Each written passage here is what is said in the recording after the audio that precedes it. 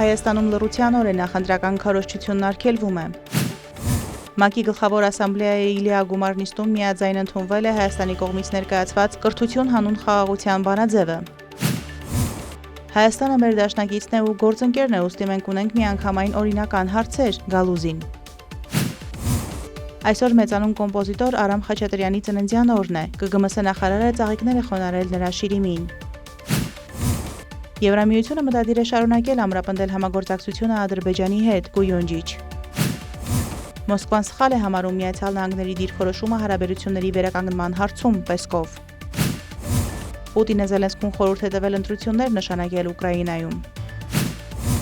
Պուտինը բաց թողեց իր համար այս ձախողված պատերազմից դուրս գալու հնարավորությունը, Սիբիա։ Միացյալ Նահանգների նախագահի հատուկ բանագնացները կարող են առաջիկայում այցելել Մոսկվա, Ուշակով։